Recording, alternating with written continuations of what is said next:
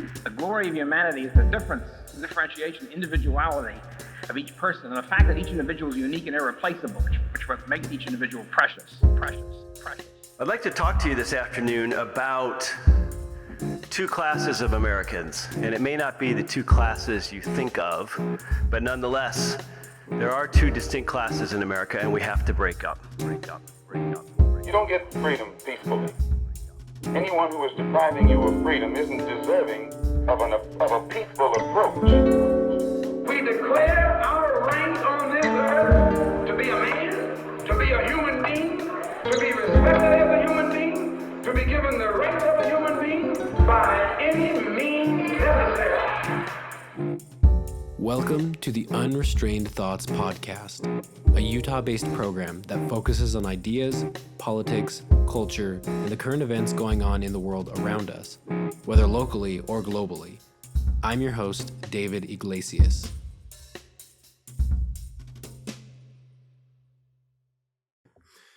All right, welcome back, everyone, to another episode of the Unrestrained Thoughts Podcast. I am your host, David Iglesias.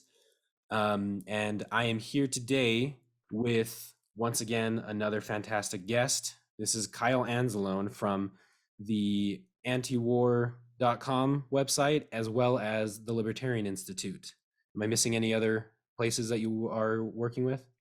No, I also host conflicts of interest, but that is through the Institute. So anybody who wants to find my work, just check out antiwar.com and the Libertarian Institute. Awesome. Yeah, and do go check out conflicts of interest. That's like a day-by-day briefing on everything that's going on. And that's exactly why I wanted to have Kyle on today to talk about the Russia-Ukraine situation. It's been, let's see, what has it been? Just under 2 months now that we're going on with the war officially. So I haven't done a former episode covering everything. I did a minor episode giving some updates, basically reading through some antiwar.com articles that you had written, Kyle. So today I want to try to give people a basic feeling of what is the US's role been since February 24th, since, there's been the conflicts and then some peace talks, negotiations, and, just a lot of different things moving on the ground and new headlines breaking every single day. Kyle, you have been following all these stories since that has all unfolded, right? This is basically like your full-time job. Yeah, no, it is my full-time job to cover this kind of stuff. So most of the time it's at the Libertarian Institute. One day a week I do write at antiwar.com as well.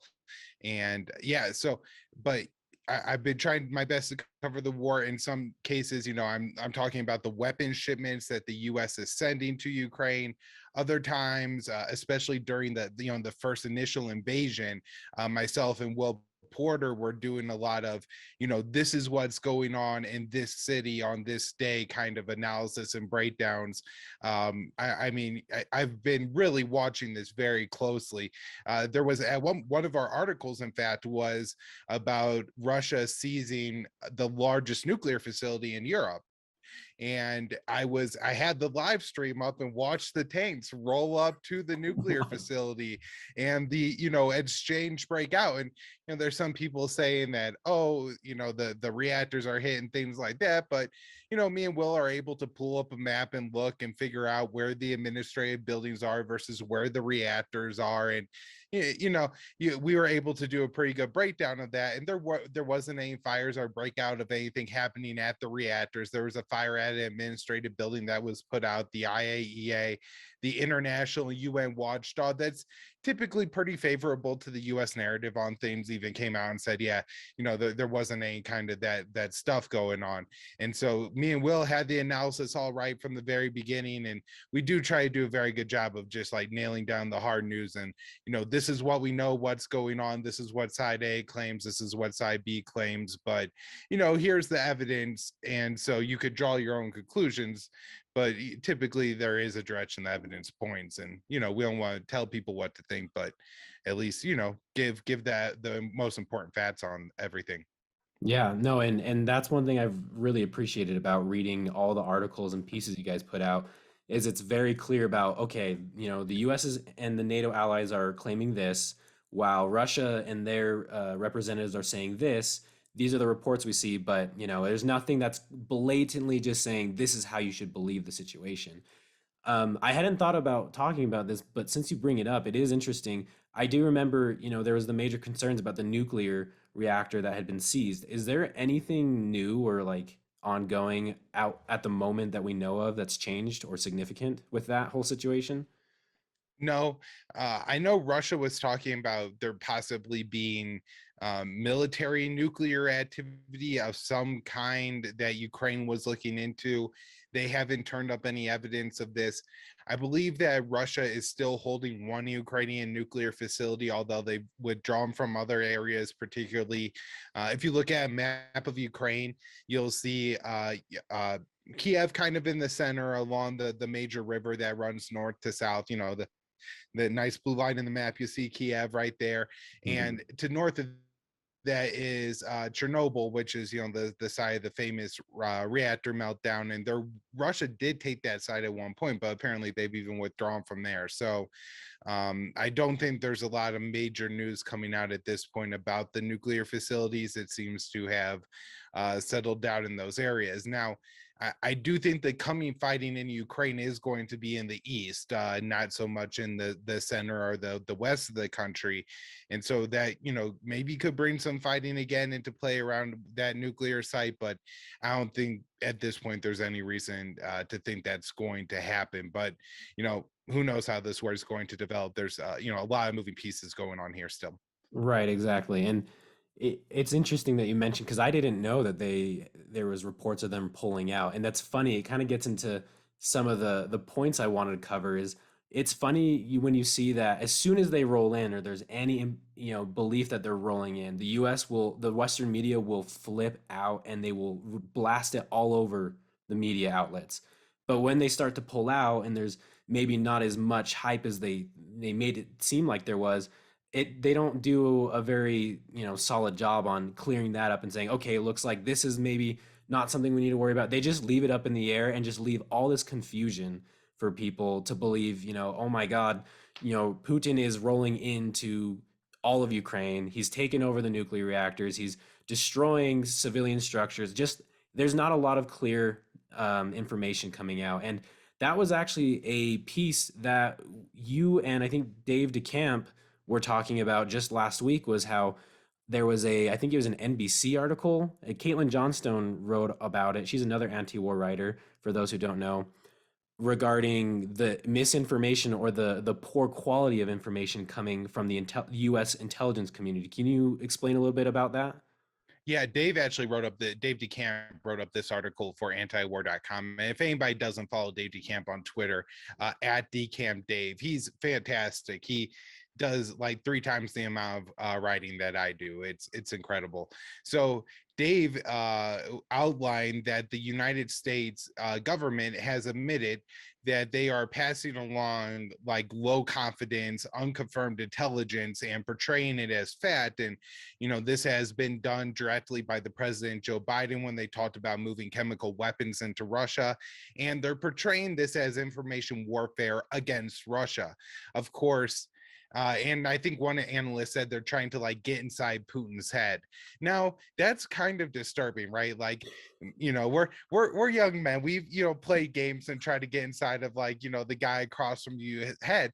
What does that Mhm. mean? You want them to act irrationally, right? Like that's the point of getting in their head, is so they make a mistake.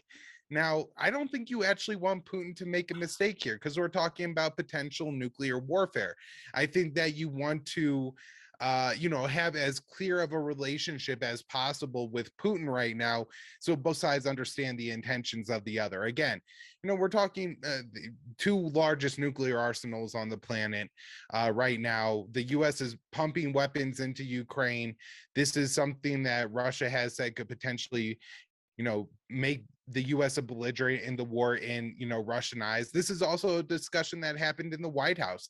There are White House officials who feel the amount of weapons that the US is providing to Ukraine is, makes us a party and a member to the war. And you could also look at historical examples like with World War II and the Lend-Lease Act, where the US was dumping all these weapons into Europe. And, from the side of, like Germany, it did make the US involved in the war. And this, happened again with World War I and the Lusitania, where they're moving weapons on that. And the weapon shipment was eventually hit. And so while you may not want to admit it, weapon shipments do make you a party to the war. And in some respects, when you're a party to the war, the where the weapons are directly doesn't matter if it's 3 miles into Poland or 3 miles into Ukraine. Those weapons from the viewpoint of Russia are going to be used to kill Russians, right? And so this could draw and bring a larger war. And you personally may not agree with what I'm saying right here, and you might think that weapons shipments, especially the ones going into Ukraine, don't amount to making the US a party in this war. But it really doesn't matter what you think. What matters is what Putin and Russia thinks, right? Because you really don't get a say on this. We're talking about nuclear weapons here. Biden ain't gonna call you and ask you if we should set them off.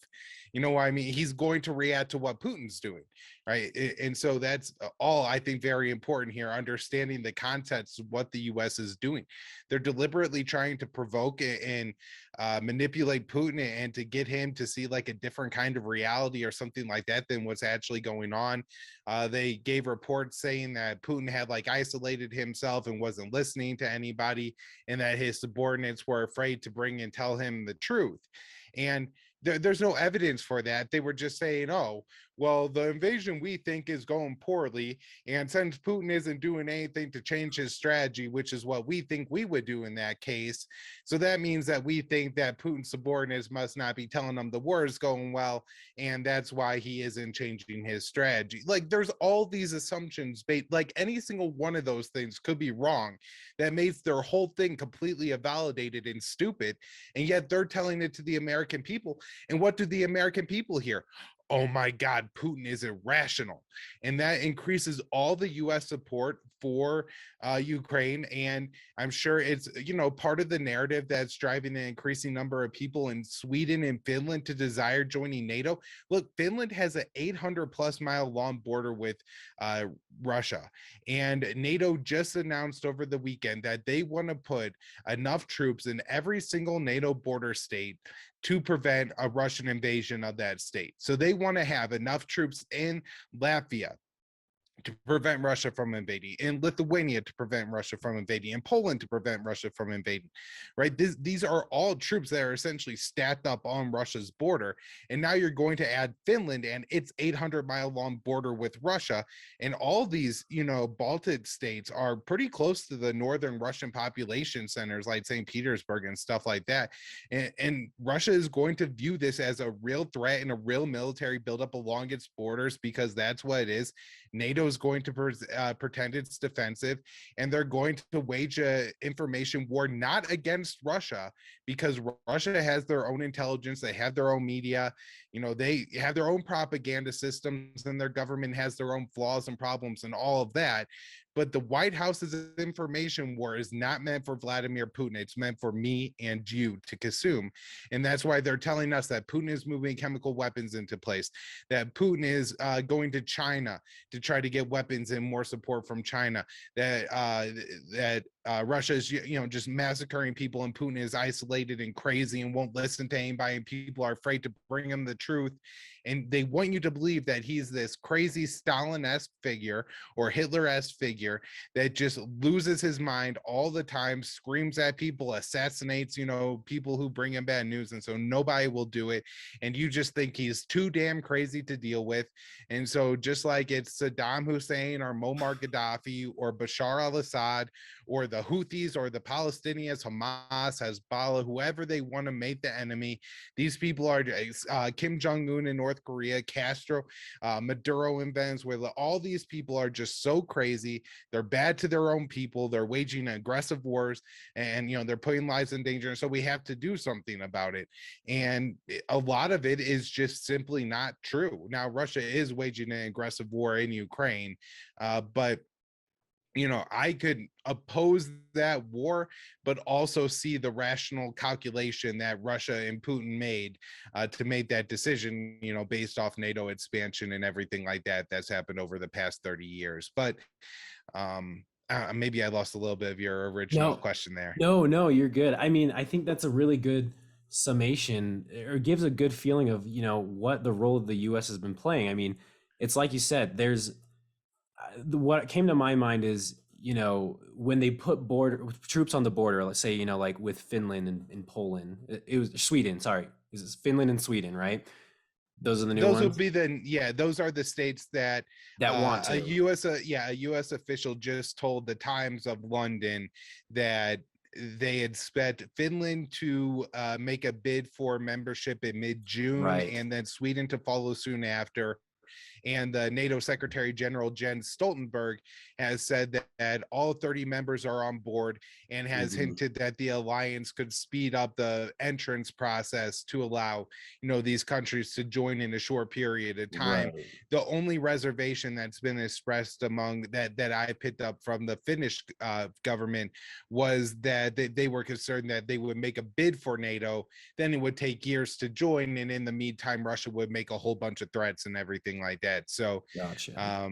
and I think now public polling shows 60% of Finns support NATO membership, which is up from like 19 or it was either 19 or 29% in 2017. So that's a pretty significant turnaround. Now, Yeah. again, this information war is, meant for me and you, but also anybody in the West in general. That's what the Finnish and the Swedish government are saying, that the security situation, Europe has changed entirely. Russia wasn't the neighbor that we thought it was, and now we had to act differently.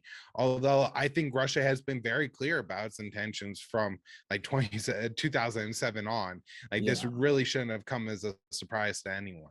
Right. And it's exactly that point that I was going to say is, when they want to consider putting the more troops and weapons and arms over onto these borders right next to Russia, they paint it as the narrative, oh, it's defensive. And you can make that simple argument and someone might be like, oh yeah, okay, whatever. But it really doesn't take it takes no time at all to just consider and think, wait, on that same side, the other side of that same coin, if Russia is understanding that there's more weapons and more troops and more hostilities approaching their border, then that possibly and very likely is going to just antagonize them more. And it's the same, you just have to paint it in a different light, but it's the same situation.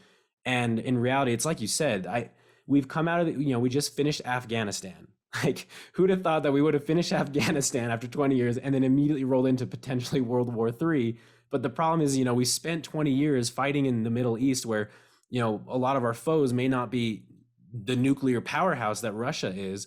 And so we have this idea that we can just prolong the wars and we can just drag it out and do all these things. Whereas Russia, it's like you made the point, they are a nuclear force that I think actually surpasses the US.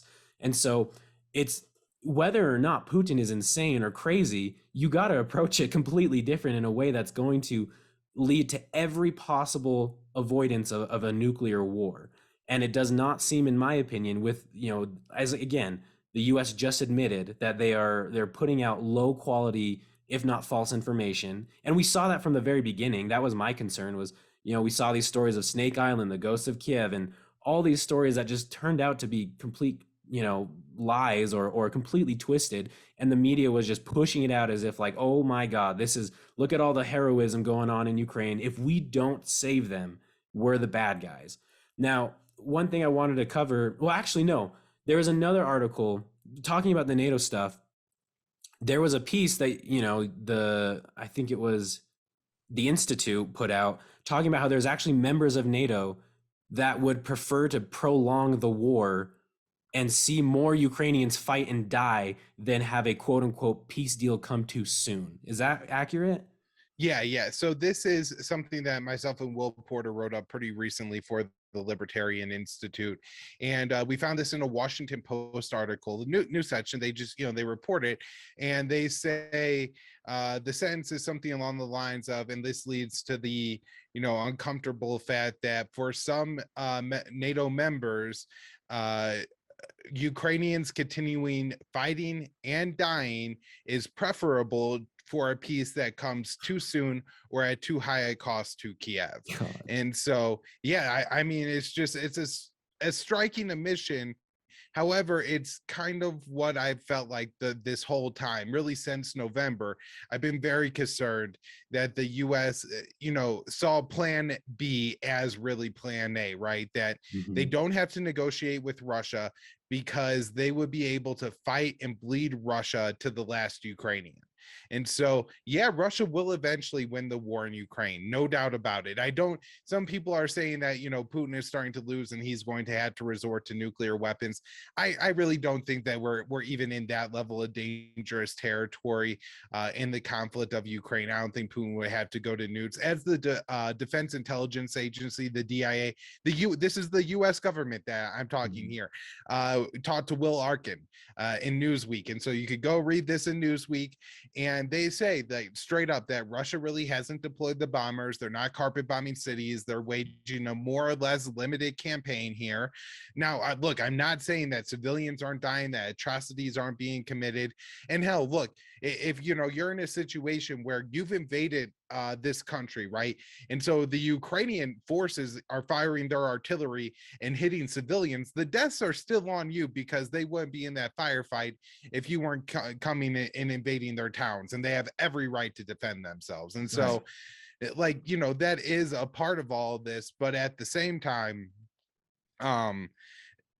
the deaths aren't crazy, right? It's not like the U.S. shock and all campaign in Iraq, and not that like everything compared to it should be compared to Iraq, but even if you look at the early days of the Afghan war, I mean, there's not much coverage of this, but it was a bunch of Afghan warlords fighting each other. The U.S. came in with heavy bombers and just started wiping out everybody on the front lines. Now, I don't know how many civilians died, but they killed an awful lot of people that had no qualm or issue at all with the United States. The Taliban weren't waging a war against the U.S. They were waging a war against the Northern Alliance, a bunch of warlords out in Afghanistan. And look, the Taliban are thugs too, and they're terrible to their women, but they were killing a bunch of warlords that were raping their boys. So the U.S. decided to come in, and that they had to make the choice, and that they killed a whole bunch of Afghans for it. They talked about, like, especially early in the war, I think that the Taliban would like rally on hilltops and mountaintops or like higher elevations and things like that for their recruitment centers. Well, the US had drones, so that didn't go too well for the Taliban. I mean, they slaughtered their allies. And it's important to have some context here, right? I'm not saying this isn't to say that Russia isn't committing war crimes, that bad things aren't happening. Some of the more infamous things, like the tank that ran over the car in Kiev, like on the second day of the war, it's pretty clear that Russian forces had never made it that close to Kiev. So who was driving that tank probably wasn't a Russian. The missile that hit that building was likely an interceptor. They talked about a building that was a residential building that was, I think 22 people died. Oh, hold on. That got shot down that hit that building. Sorry, I was losing connection there. Oh, yeah. We're good. So you were saying for the first time, my connection's actually being all wild, but I think it's good enough to keep going. Sorry. So you're saying that, yeah, the missile, it was probably more likely an interceptor, and it hit this building and about 20 people died? Oh no, so that was separate. I don't know if anybody died when the missile hit the building. Okay. Then there was like a plane that was shot down, and that hit some, and just dropping a bomb on a residential building or something like that. So those are just some of the things that are being reported, just very biased, right? They're very anti-Russia. The media definitely wants to prevent this as some kind of absolute slaughter, which again, according to the USDIA, that's just not what's going on here. You do have warfare in the world, like what's going on right now in Tigray, Ethiopia, where it is almost a genocidal campaign where they're going in, they're killing all the men, they're raping the women, they're attempting to displace everyone. There's a famine going on.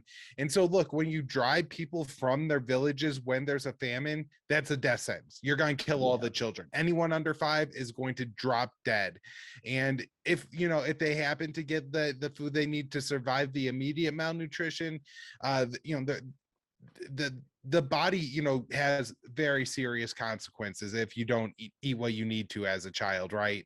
And, like, everybody knows that. I'm not saying anything controversial here, and that's happening in mass. But that's not what's happening in Ukraine. That's not the kind of warfare that Russia is waging at this point. It really doesn't even seem that they're trying to overthrow the Ukrainian government.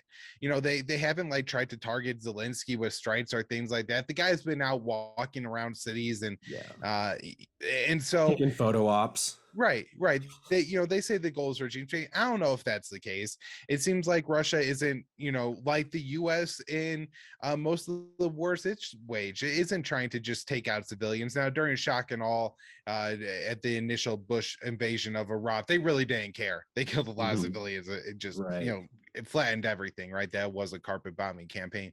But if you look at what the U.S. warfare in the Middle East has been since Libya, they've at least, they don't try to hit the civilian targets. They try to hit the terror. They're bad at it. They kill a lot of civilians in the process. I'm not in any way trying to excuse the U.S. war state for their crimes against people. I'm just trying to point out that there's different kinds of warfare.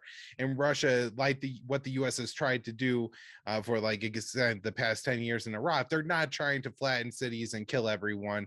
They're trying to do more pinpoint strikes and everything like that. I guess I can't say 10 years in Iraq, probably 5 years since they last flattened half of Mosul was probably the last time they really flattened a city to try to drive people out. But since then, it's targeted strikes. They're trying to hit particular people and not cause widespread damage, and that's also what Russia is trying to do. Now, the World Bank is estimating this is going to cost Ukraine 45% of its GDP next year. Huge shrink. Saying Belarus and Moldova are also going to take massive hits. The rest of Central Europe less so.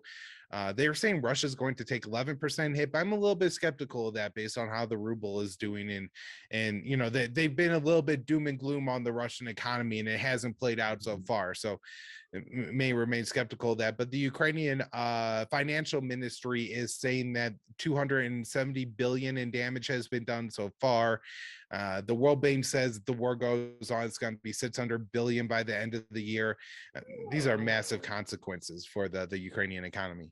Yeah, I don't think just hearing those numbers, I don't think people really process how much that is. And hearing 45% of their GDP, those are things that people really are not going to fully grasp until years down the road, if it even takes years. At this rate, it might even just be in the next year or two that we start to see how devastating the toll is on these countries. But it makes me think, in a twisted way, maybe some of the images and stuff that's coming out of Ukraine can kind of serve as an example for people of look, what we're seeing as the result of, as you described, Russia is taking, it seems like, a more tactical, targeted approach, which still is, resulting in countless deaths of innocent people, which is, again, on Putin's hands. It's not like he's clean or innocent, but it does show the reality of, how accurate, quote unquote, and how pinpointed these strikes are.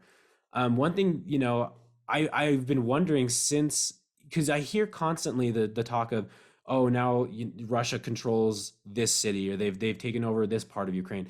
Do we know it really, what's the situation look like in these cities that are quote unquote controlled by Russia? Is it they're just torturing and going through and just killing a bunch of innocent people, or is life much different? Do we know what that looks like in a city that's controlled by the Russian powers?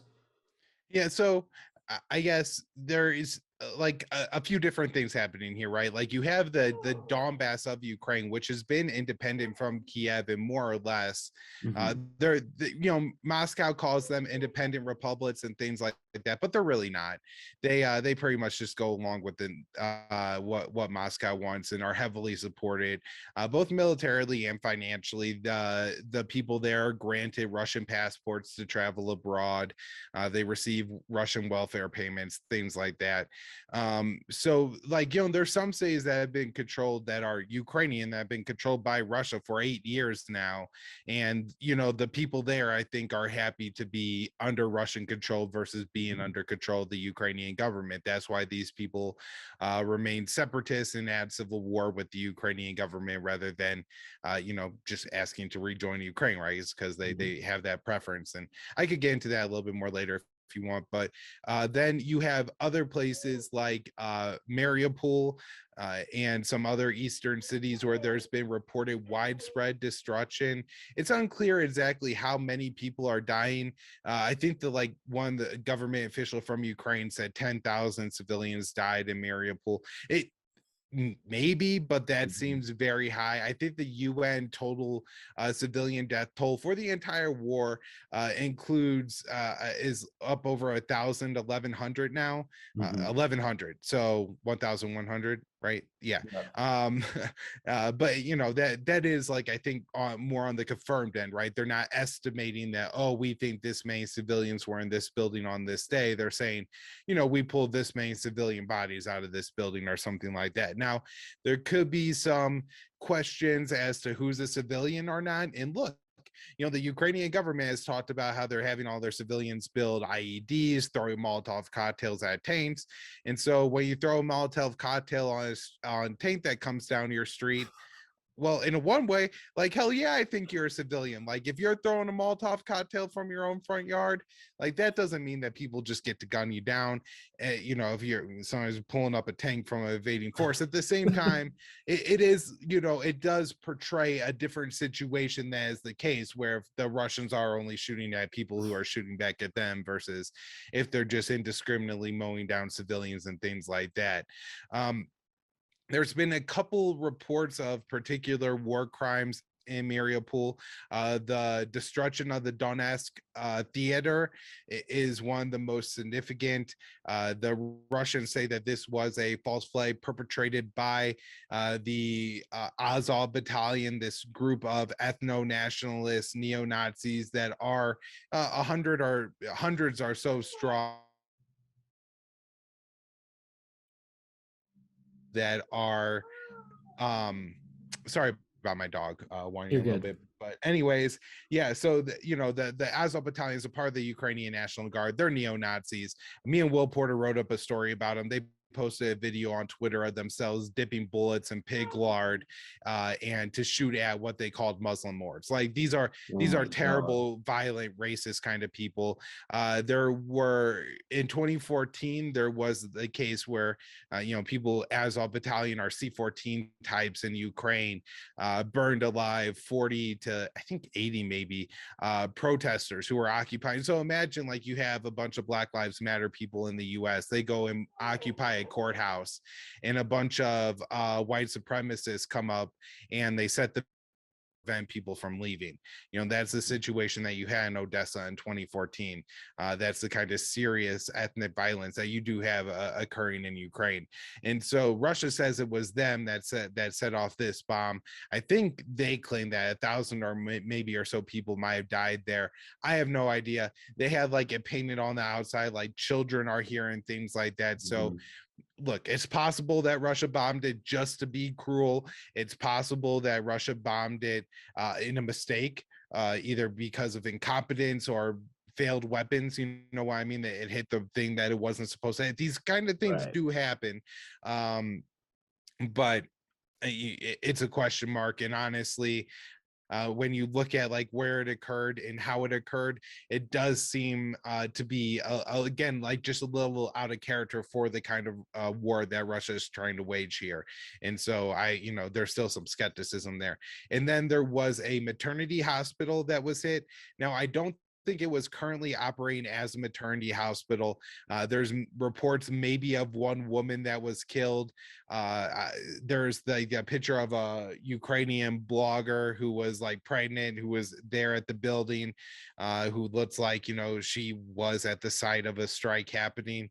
It's possible that this was, it wasn't like a hospital that was a maternity hospital. It was an office building. There's probably a lot of things going on there.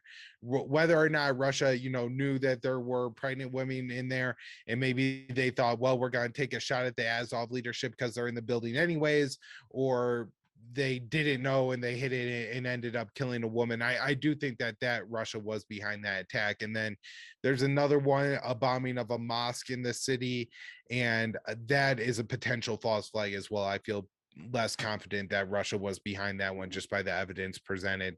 And then now there's another like kind of category, and that's like what happened in Bucha, and this is the city that's getting all the international notoriety right now. This is an area in the I think they call it the Kiev obelisk, which I'm guessing just generally means like, the suburbs around the city, right?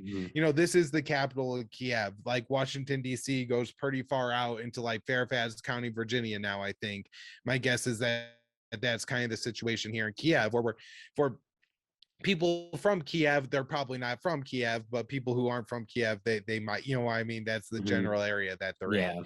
And so there are reports of atrocities being committed in that city, rapes, torture, executions, and things like that. Now, Russia pulled out of that city on March 31st, and we know that because the mayor of the city released a video celebrating the Russian exit, that the people of the city had driven off the Russians, and it was a very positive address. I don't speak Ukrainian, so maybe I'm really missing some nuance in all of it, but I don't know. I feel like cross-culturally, there's a way you talk about situations, even if it was a quote-unquote victory. If there's scores of people laying dead in the street that were tortured to death, the tone didn't seem to match that happening. The next day, the New York Times photographed Azov battalion members in the streets of Bucha, and then the allegations and dead bodies surfaced. And so who knows what happened here? Even the U.S. Pentagon says that they're just allegations at this point. There's no evidence to go one way or the other. And so that's the approach that I'm trying to take to, I'm pretty sure that's the approach that you find in that article. Just, the Russians were there, the Azov battalion were there, now people are dead. Somebody killed them. It's terrible that they died. In some part, you could blame it all on Putin anyways, because without the instability provided here, even if the Azov battalion is going in and killing people who are sympathetic to Russia, right? Like that's a part of the allegations of what's happening in Ukraine. Well, that wouldn't have happened, at least not likely, had Russia not invaded Ukraine in the first place. And so, right, like this is all the warfare caused by Putin, but just trying to break down the nuance again to it now. Sorry, I just don't want anybody to think I'm trying to repeat Russian talking points or anything like that, because I am absolutely disgusted by this war. I just want to make sure that I get it as right as possible. Right. No, exactly. And that's the worst part about everything. That's, how the US government and a lot of the official spokes people in the US government treat anybody who has any semblance of nuance in the situation. You say anything that's, and they describe it as sympathetic to Putin, but that's just simply acknowledging that war is not a clean break of like, these are the good guys, these are the bad guys, this is who you support, and this is who you hate. And it's not ever as that simple. And the biggest irony, I was just talking to Quinn Driggs on my last episode about this. The irony is that the US has the gall to come out, the people like George Bush, Obama, Condoleezza Rice, or any of the current administration coming out and condemning and saying, invasion of a sovereign country is wrong. They're killing innocent civilians. They're committing war crimes. While at the same time, the US is still backing, the Saudi Arabians' war in Yemen, which, and we could maybe get into that later if time permits, there's some really crucial updates on that with the ceasefire and stuff. But the point being that the US doesn't have clean hands either. They're guilty of the exact same war crimes that they're alleging on these other, on Putin in this case. And to kind of, it's, we could go into the details all day long about, is it really Russia that was guilty of this one? Was it the Azov battalion, which is another thing that I would like to get into, but all of this could be avoided if the US simply played the proper role of actually stepping in to push for a peace deal. I mean, you mentioned it at the beginning. Tulsi Gabbard was just on Sean Hannity like a week or so ago saying it's cruel that the US is giving this, really it's a false hope that Ukraine is going to ultimately win the war and Russia's going to lose the war. The only win that we're going to be able to, and as far as I can see, and I think any rational person who follows these conflicts is going to be one of peace. Now, there have been peace talks, and I don't know, it does not seem to me that the US has played a prominent role in any of the part of the peace talks. In fact, it seems the contrary, with the billions of dollars they're sending in and the weapons that they're constantly flooding. Has the US played any kind of role in the peace talks that's been pushing for peace? Yeah, can I just highlight that point on weapons first? And then I wrote down thoughts, and so I'm not going to forget to get to that next. But I think it's kind of important to tie these two things together too. And so on the weapons shipments, and as Tulsi Gabbard pointed out, but more importantly, as Zabinu Brzezinski argued in 2014, the point of this is to give Ukraine weapons to bleed Russians on the streets of Ukraine. They want to give Ukrainians insurgency-style weapons like the Javelin shoulder-fired anti-tank missiles, rounds of ammunition, the Stinger anti-aircraft missiles. Remind you a little bit of Afghanistan. Yeah. And, this is what Hillary Clinton was saying in the days leading up to Russia deciding to invade Ukraine, that this is what they wanted to do, to draw Russia into fighting an insurgency. Scott Horton has pointed out that he's collected a lot of officials saying things like, well, attacking them. And so that's what we're going to do in Ukraine. And so, we've had quite a bit of this being discussed. And so, and look, they can send in the larger weapon shipments. They try to send in the S-300 anti-aircraft systems from Slovakia and instantly taken out, right? Because they're the size they had to be pulled by a military hauler.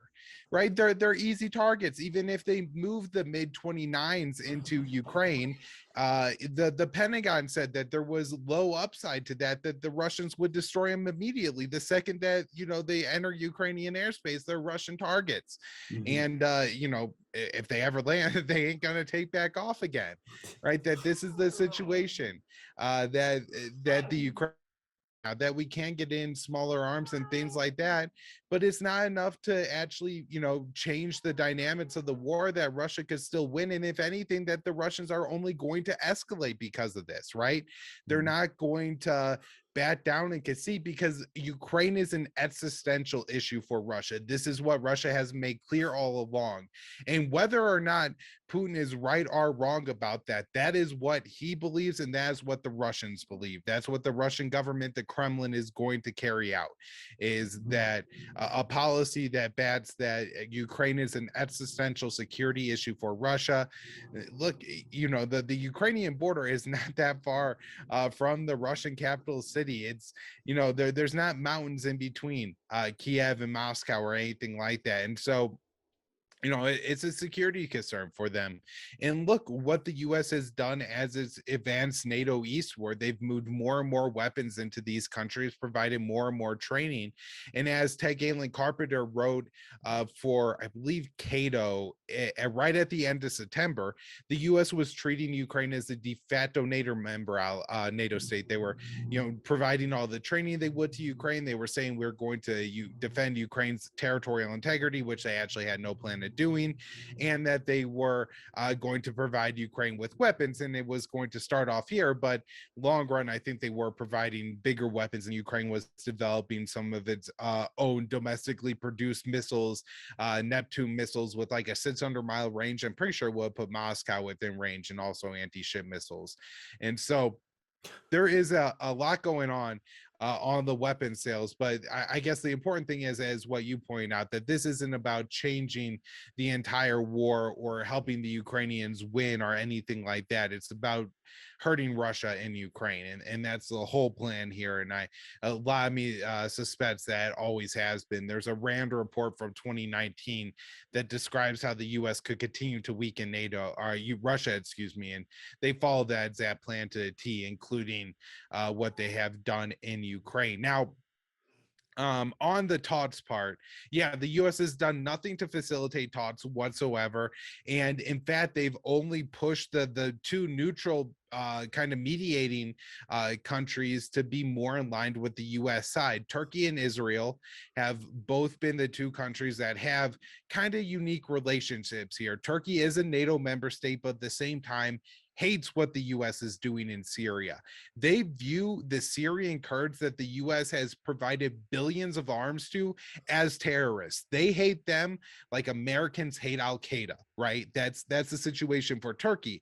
And so despite the fact that Turkey shot down a Russian fighter jet during the Syrian war, Turkey has mended fences with Russia and has actually imported the Russian-made S-400 air defense system and was booted out of the F-35 fighter jet project that they were actually a part of the production line for, and sanctioned by the Trump administration for buying the S-400. And so they're again, they have kind of a foot in each camp kind of thing. They've also sold their TB2 armed drones to Ukraine, and so they've sold weapons to Ukraine. They've bought weapons from Russia. Israel has a massive Russian and Ukrainian population. A lot of people who hold Israeli citizenship because of their heritage, culture, and religion, and all of that are from the former Soviet states, particularly Ukraine and Russia. And so they have long-standing ties, and they don't want to see them kill each other, right? Zelensky is, I don't know if he's like a practicing Jewish man or anything, but at least by heritage, I believe he is Jewish, right? And so those are the two states that have been meeting, but the U.S. is pushing. They've offered to transfer Patriot systems to Turkey to get them to transfer their S-400 systems to Ukraine, and that would absolutely blow up, Turkey's role as mediator. They've pushed Israel to take more of a sign. They said it's great that Israel's providing humanitarian aid and negotiating them a little bit, but we really need them to provide more assistance to Ukraine, and we know that means weapons, right? And then there's also Roman Abramovich. I don't know. He's the guy that owns the Chelsea football team. He's a Russian Israeli billionaire, and he's actually been involved in mediating talks. Like, he was at the talks. He has a relationship with both countries. They present him as a Putin puppet, but he's not. Whenever the war happened, he offered to sell the Chelsea football team and donate the proceeds to the victims of the war. And the UK sanctions on him actually interfered with that process, and that's why it hasn't gone through yet. There was a UK court case that tried to, I don't know if they were trying to sanction him, but they were basically labeling him as being like a Putin oligarch or a Putin puppet or something like that. And the court in 2012 found that just wasn't the case. And so now you have a situation where this guy is sanctioned by the UK, and he's one of the few people that has actually done anything to get the Ukrainians and the Russians in the room together and talking. And no, he hasn't facilitated a deal yet, but that's going to take some time and a lot of negotiations. And the US hasn't been a party to any of it. And, to get into this a little bit further as to how the US is actually setting bad talks even more, we have a situation where, in that same article we were talking about earlier about the peace potentially coming too soon for some NATO member states, they were saying that, look, Ukraine may be willing to make some territorial concessions on the Crimean Peninsula and in the Donbass. And, you may feel that it's terrible that is going to have to be territory that Kiev gives up. But if you look at the de facto situation in Ukraine, not on February 25th, but on February 23rd, and for the prior 8 years, Crimea has been a part of Russia. Russia has invested billions in the infrastructure of Ukraine, while the Ukrainian government has tried to deprive the Crimean Peninsula of water. There was a referendum held in the territory that said an overwhelming majority of the people want to join Russia. And when Russia took over the Crimean Peninsula, they didn't have to battle the Ukrainians to drive them out. They fired a couple warning shots, but 50% of the Ukrainian forces stationed in Crimea chose to defect to the Russian side. And so, right, like that to me seems like that this is pretty solidly Russian territory. Yeah. The Donbass, again, the people there are now Russian passport holders. They receive Russian pensions. Now that territory is going to expand a little bit and has already. And I think the Sea of Azov is going to go from a sea to essentially a Russian lake, right? This is going to be Russian proper. They're going to take the city of Mariupol and all the coastline connecting the Crimean Peninsula and the Donbass region. So there is going to be some more territory ceded to Russia here. But in large, the Donbass for 8 years has been Russian territory, as much as like South Ossetia has been in Georgia and things like that. And so if Ukraine is willing to recognize this, and that's what it takes to stop the bloodshed, then all the better, right? It's the de facto situation. It'll get recognized. And, in the long run, maybe it could, be the basis for the Western countries to start to lift sanctions on Russia that have been in place since 2014, as this is no longer contested territory. But that's not what they're saying. The UK Foreign Minister Liz Truss said that even if it's good enough for Ukraine, it might not be good enough for us. And if it's not, we're not going to lift sanctions. And so if you're telling Russia that even if they come to a negotiated truce with Kiev, that they're not going to lift sanctions, well, that disincentivizes Russia from negotiating with Kiev. And, what the US should be doing, at least in my view, is we should be taking the cards we have, this security concerns that Russia has because of the US troop buildup on their border, and looking to and telling Kiev and telling Zelensky, like, look, you could tell Russia that if they withdraw from all these areas, the US will draw its Aegis Ashore missile defense systems in Poland and Romania. The importance of those systems are that the missile launchers there could also hold Tomahawk missiles that could carry nuclear weapons. And so Russia sees this as, well, look, you could put cruise missiles in Ukraine that could carry, or not in Ukraine, in Romania that could carry nuclear weapons to Moscow in 5 minutes. This is an existential threat to us. And so the US could leverage that and say, okay, we will remove those if you withdraw from this area. Right? Like, I don't care if those missile defense systems are in Poland. In fact, they're going to cost us millions of dollars this year. Better to cut it from the budget, get rid of them. Right? Like, this is only helping Lockheed Martin and Raytheon, who, by the way, Raytheon is where the current Secretary of Defense, Lloyd Austin, worked before he became Secretary of Defense. Go figure. That they're one of the big profit makers in all this. Or we could be talking about, we won't carry out any joint military operations in Poland, Latvia, Lithuania within 100 miles of the Russian border. These are concessions that Russia is interested in, that Russia was bringing forward in their December security proposal to the United States and NATO when they were threatening to invade Ukraine if those concessions weren't made, right? And so now we could look at it and we could say, oh, well, they were actually really serious about invading Ukraine. And so to help out the Ukrainian government, we can now make these concessions that really aren't concessions. The Latvians come to Michigan all the time to train with the Michigan National Guard. It doesn't matter if it's snowing in Eastern Europe or if it's snowing in Michigan. They'll find the terrain. They could carry out the war games. They don't need to have these tanks running 60 miles from the Russian border. It's unnecessarily provocative, and this could bring a renewed security balance and long-term sustainable security situation to Eastern Europe that'll lead to prosperity. And they just won't even negotiate on any of it. It's all Russia has to concede. And now they're saying if any way Russia comes out ahead in any way that could be portrayed as a win, then that's even a worse situation, because then they're going to say, oh, it shows any thug like Jin Chang-chi in China that, the real plan here is that what you need to do is invade Taiwan because the U.S. isn't, that's going to be their argument. And so they're going to put themselves in a position where they can never back down. And that's a path to war. Yeah. Man, it's so just, I'm trying to wrap my head around how to even put it. The fact that like the US makes this whole uproar about, the deaths and the civilians that are, the destruction and everything, that's what they're portraying, in front of the whole US public. That's what, like we've been saying, you and I and, our friends and family, that's what they're being told to see. But on the flip side, they're also reporting and talking about, the strategic concerns and, all the when it comes to upholding the US empire and upholding the NATO, alliance, that which shouldn't even be, it should have dissipated back when the USSR, ended.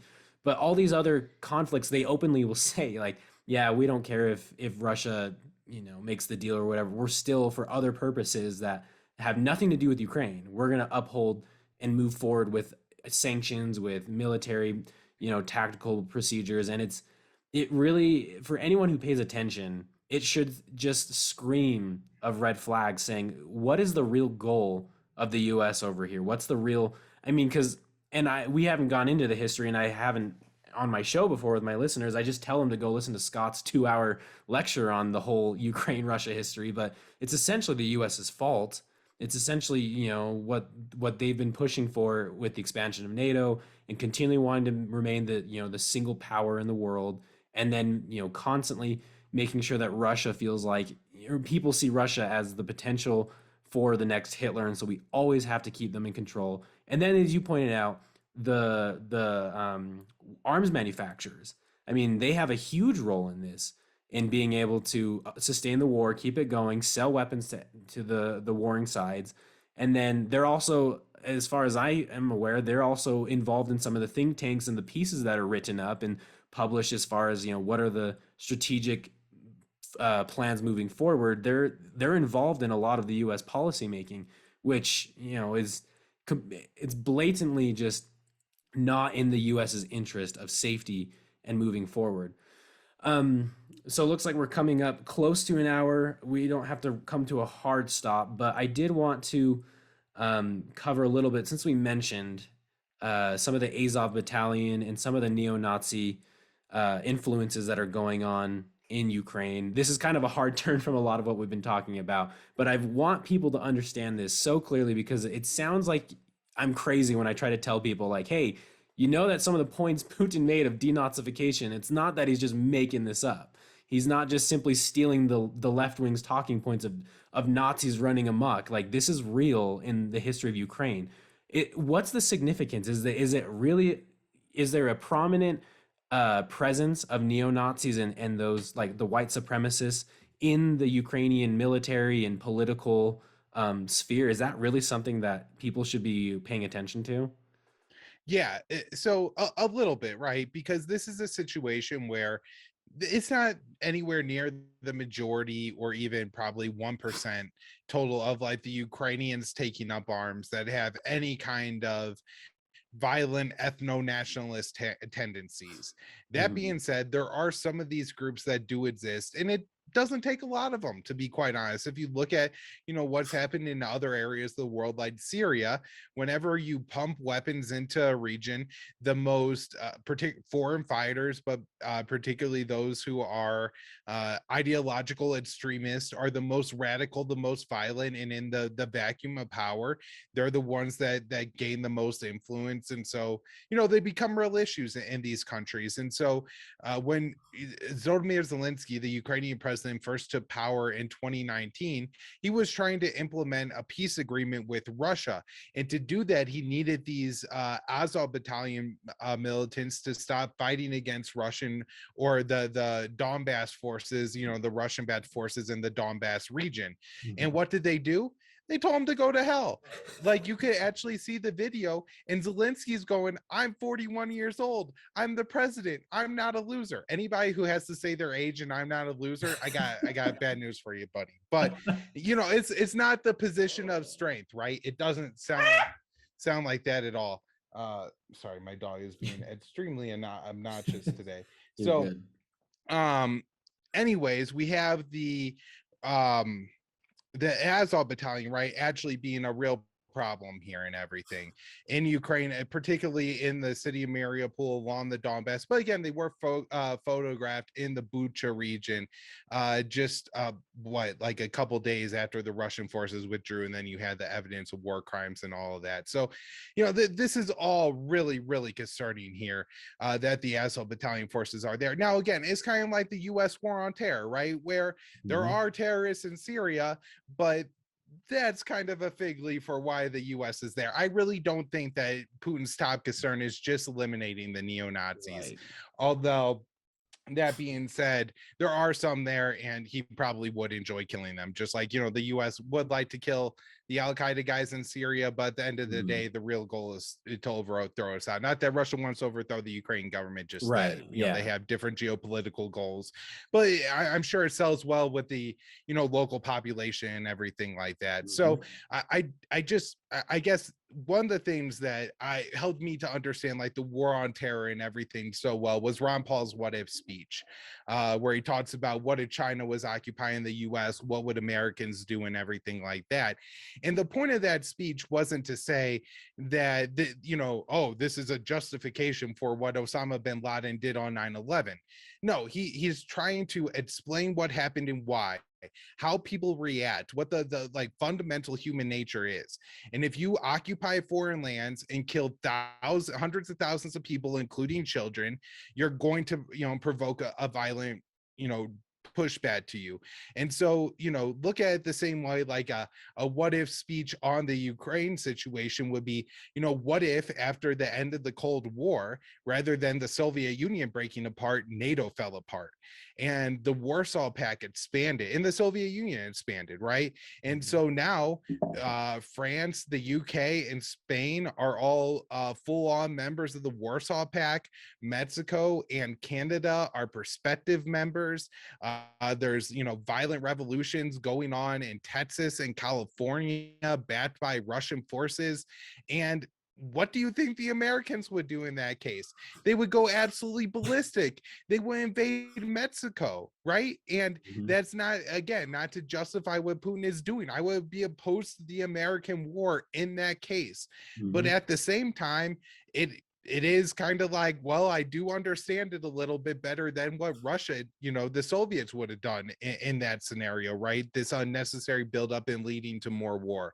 And so that's I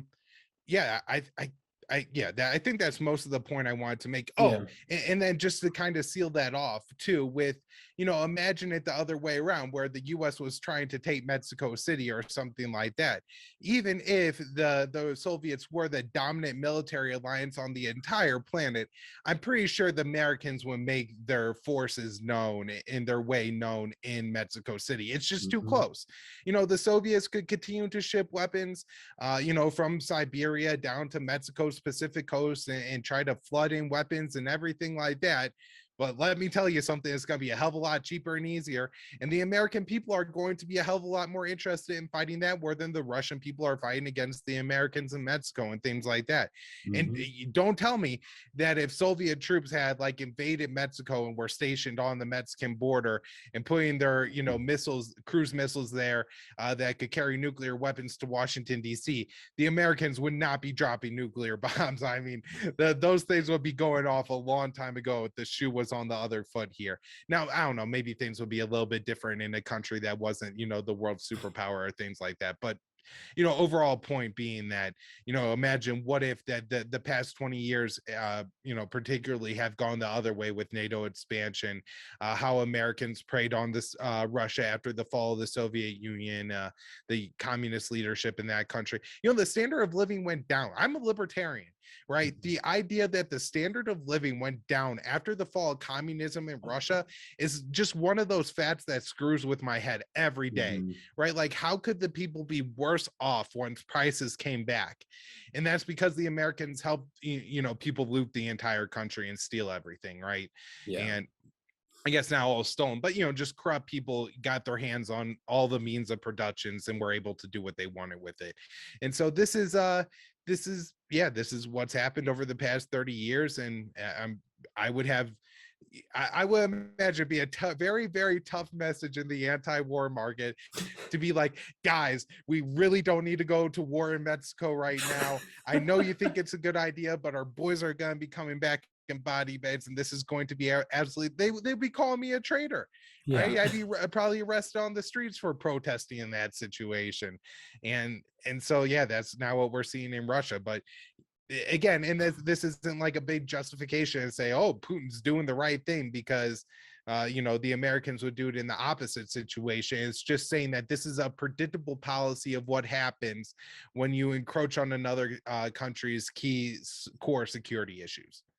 Yeah, and it really is just understanding each of the puzzle pieces so you know how to move forward. Because if you don't understand what's even going on in the first place, like you don't have to justify and say it's good, but you do need to understand what the context is so you can solve the issue moving forward.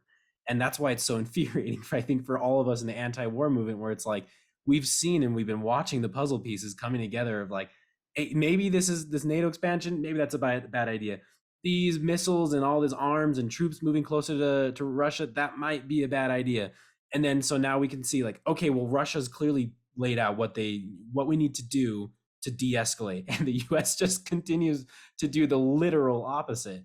Now, I guess to wrap up, the last question I would have for you is, do you think that despite all of what the US has been doing, and their constant efforts moving forward on pushing greater arms deals and passing the lend-lease deal or renewing the lend-lease program and everything that it just doesn't seem like they're pushing for peace. But do you think that there is good reason to believe and hope that these peace deals will, I guess, overcome the belligerent moves that the US is taking? Do you think there's good reason to be hopeful that we could see an end to this conflict and not enter World War III by the end of the year?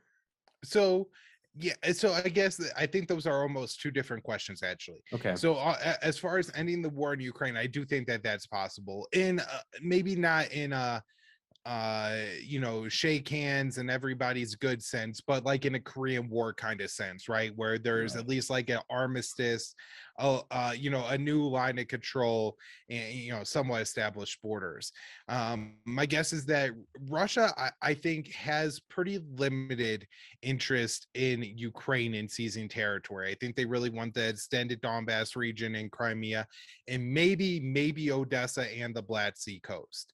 I think once Russia has that, they're going to probably just push for a agreement where Ukraine acknowledges that, agrees not to join NATO, and agrees not to import certain types of weapons, and maybe has like limits and caps on its missile program and things like that, which some people are going to be like, well, it's a sovereign country and they should be able to do what they want. Well, that's fine and everything like that, but that is what's going to bring about an end to the war. And it's not like the US doesn't like have caps on the amount of the range of Iran's missile program, or the amount like of energy that they're like nuclear energy fuel that they're allowed to produce and hold on to, and things like that. And so yeah, it wouldn't be absurd to have or internationally unfounded to have Ukraine have to make these kind of concessions, right? Countries do have to do these kind of things. And so I do think it could end there, but that doesn't unwind everything else that's been done. It doesn't unwind the sanctions. And I think the Biden administration has put themselves in a position where they can't do that. Now, there's always other factors. What happens in the French elections will be huge. I think Marine Le Pen is actually a little bit more interested in kind of not fighting this war with Russia. I mean, she seems like a terrible, terrible woman. I would not want to be a French citizen with her as leader. Or Macron, really. But at the same time, if you're just looking at how her leadership would impact the war and conflict in Ukraine, I think that would be like probably a positive there. The German Chancellor, Olaf Scholz, is relatively new. It's a broad-reaching coalition. There's a lot of people in it that don't agree with him, but I think he more leans towards peace. It's important to remember that when the Ukrainian civil war initially broke out, it was France and Germany that brokered the Minsk agreement with Ukraine and Russia that largely created the unsteady, unstable peace after some pretty intense fighting and 10,000 people dying pretty quickly in that war. And so all this stuff is just really important to know, and to try to consider and figure out what's going to happen in the coming year. It could get a lot better. Maybe I'm being overly pessimistic when I say that I don't think the tensions between the West and Russia will diffuse, even if what happens in Ukraine does. But Right. I honestly think I may be being a little bit over optimistic here, and I think that the West Russia tensions are going to prolong the war in Ukraine quite a bit longer, and potentially through the end of the year. However, I guess it really depends. Maybe if Russia's able to shut down some of these weapons shipments and things like that, Ukraine will just have to agree to a truce, and that's how we'll end up bringing an end to this thing. And yeah, I do think Ukraine will be willing to agree to most of the things that Russia's offering. The West won't, but Ukraine will. Right.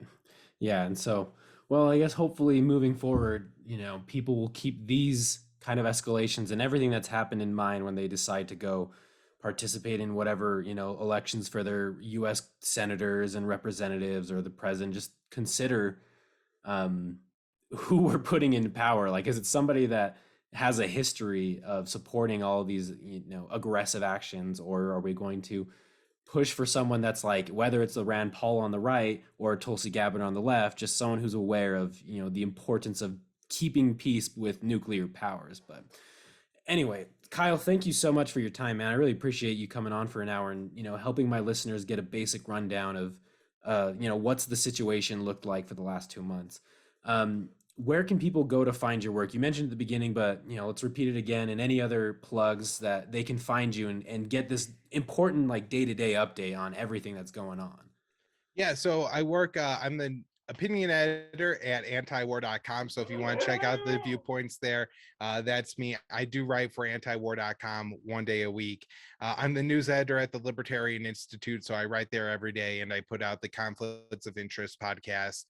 Most of my work is done with either Connor Freeman or Will Porter. Connor's on the show at least once a week. He's a writer at the Libertarian Institute. Will Porter is our assistant news editor at the Institute. He co-authors a lot of my articles with me. He's a serious newsman. I don't just say that because he has a mustache, but because he actually knows how to write and cover the news in a way that's just not done in the mainstream press anymore, getting statements from all sides, making sure that you're not using biased language. If it's coming from the government, it's always what they claim. It's never what they're telling you is the truth, right? That we make sure that we use the right words in our articles and things like that. Right now at the Institute, we're holding our spring fundraiser, so anybody who enjoyed the show that wants to support my work and help us to do more of what we're doing at the Institute, head on over and donate. You could get a copy of one of Scott Horton's books for a $50 donation. And even if you have one, you could give somebody a copy of enough already.